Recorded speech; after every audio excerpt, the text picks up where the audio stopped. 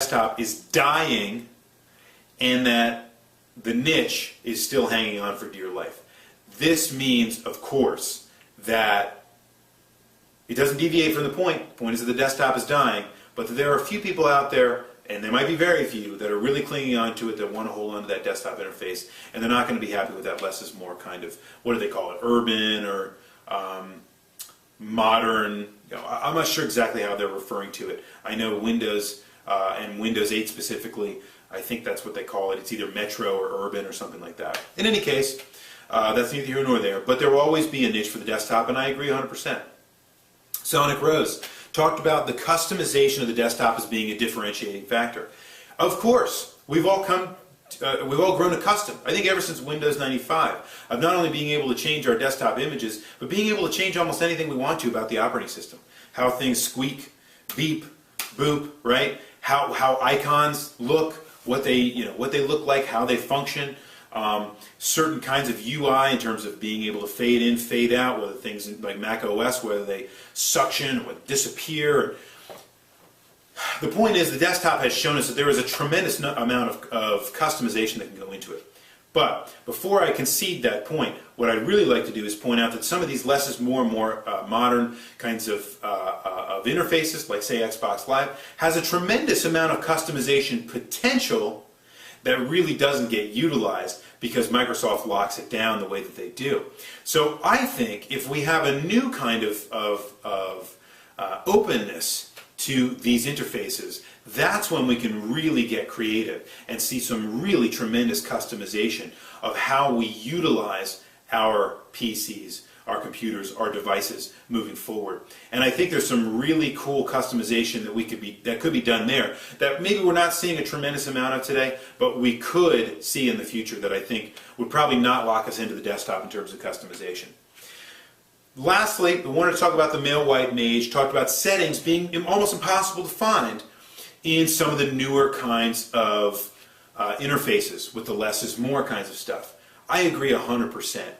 Think about, if you have something like Windows 95, one of the things that really bugs me about some of the newer versions of Windows versus the old ones is if I want to go and change one thing, right? I might through Windows be able to access that 3, 4, 5 different ways. I'm not saying any one of those ways, by the way, makes sense, but I can do it 5 ways. I can click on this control panel, I can click on this button, then I hit,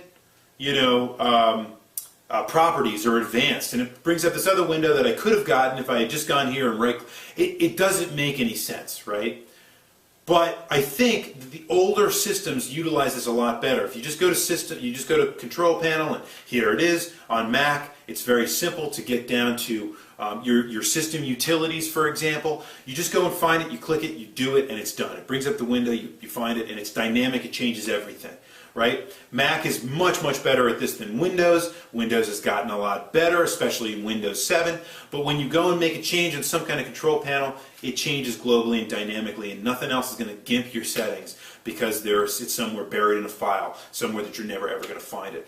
But I think the male white mage is absolutely right. Sometimes I get frustrated because of the lack of ability to get deep down into that file system, really echoing what we've already heard about before with Astolia and Pro users, that the Pro users want to get deep down into that file structure. They don't just want a bunch of icons. They don't just want a bunch of floating content. They want to be able to dig deep into the file structure. They want to make pivotal decisions. They want to edit things.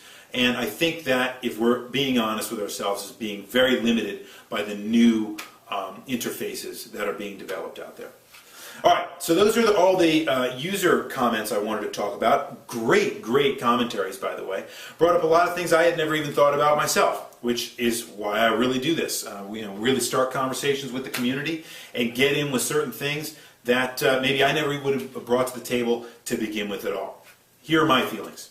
And it's probably not going to be that much of a surprise for you guys at all right now.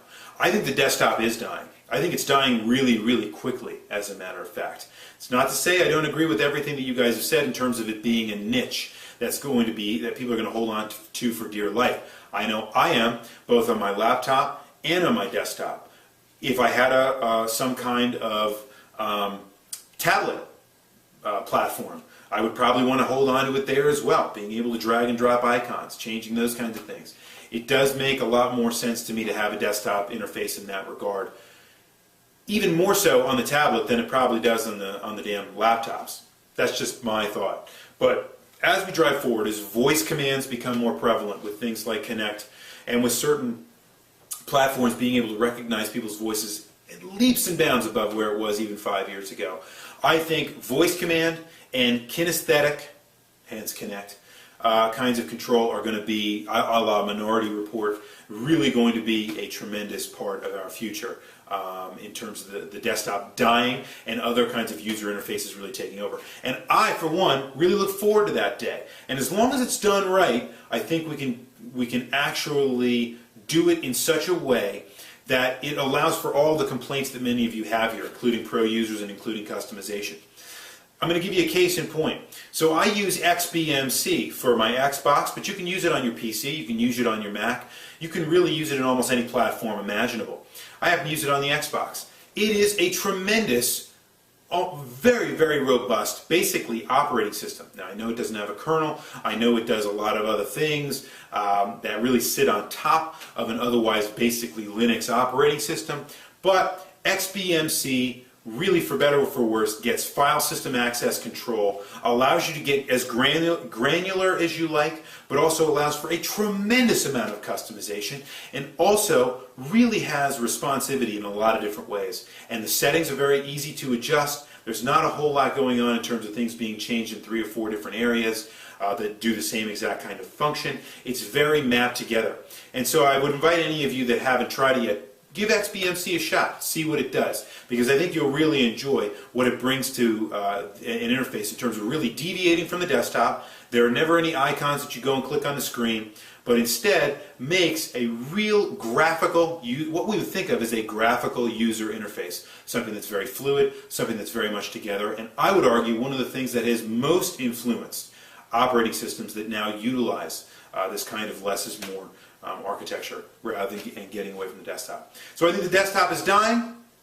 Yes, I think the desktop will always hold a niche also, but I think that that's not necessarily a bad thing because all of the different functionality that we could possibly want will still be maintained. We can still do it. It's just a matter of doing it right. And that is very, very hard to do. But some people out there, XBMC case in point, I've noticed even things like a Sony television use something very different than a desktop. Some TVs and some boxes, Roku, those kinds of things, they use a different kind of infrastructure. But we're moving away from the desktop very, very quickly, and I think it's inevitable we change that. And we move toward those newer kinds of operating systems. Because the desktop really, when you get down to it, I think is probably pretty old hat. And if we can do it right, we can design solutions that deviate from the desktop but don't limit our functionality. They only give us greater access, better access, which is what graphical user interfaces are all about when it gets right down to it. So there you go. There you have it. Those are my thoughts on the matter. And thanks to all of you for your contributions. 2 things. One, obviously, we're going to look forward to next week, and I'll give you a question unlike I've ever seen before. But the other one I want to say is this, another point. So I've got a little bit, let's say, frustrated with the cadence of the Weekly Wringer. As many of you have seen, I've missed a couple of deadlines over the past couple of weeks in terms of a Monday release. I thought a Monday release was probably the best way to do it. I've always felt that way, except when I started the Wringer, I was posting on Sundays. I thought that moving to recording on Sundays and then posting on Mondays was the best way to go. It's turning out to really not gel and function with my schedule very well. So I'm going to try a few things. And this next week, what I'm going to try to do is actually post the video on Friday. So all of you watching this right now, if you're going to get your comments in, get them in soon, because what I'm going to try to do is begin the weekend with the Weekly Wringer, and that'll be the way that it goes every single week. So I'm going to try to get a Friday posting on it. That way everybody has a weekend to answer what they want to answer. They get through the whole rest of the week, and then on Friday of the next week, we're ready to start the whole next cycle. Might work, it might not, but I wanted to give it a shot to see if it would better fit my schedule. Because right now, guys, the Sunday is honestly really getting in the way of my fall cleaning and many other things that I don't even want to get into. The point is, I'm a very busy guy. I'd rather not be shooting the video on Sunday night, so we're going to give it a shot on another night. Anyway, so get your comments in early on this next question, which is going to reside around this. I am not going to try to build what we call a segue here, because let's be honest, there isn't one. I just wanted to ask a question that I thought of a long, long time ago. Maybe one of the first questions I thought of when I was thinking about the Weekly Ringer. It's a very offbeat question. There is no real reason for me to have been thinking about this all week, but I thought it would be a really great way to maybe transition into a new cadence for the Weekly Ringer. And it is the following. Would you rather have William Shatner or Mark Hamill babysit your kids? Now, I know many of you don't have kids. I know many of you might only have pets, or maybe you only have brothers and sisters, or maybe you have none of that. That's okay, you can still answer.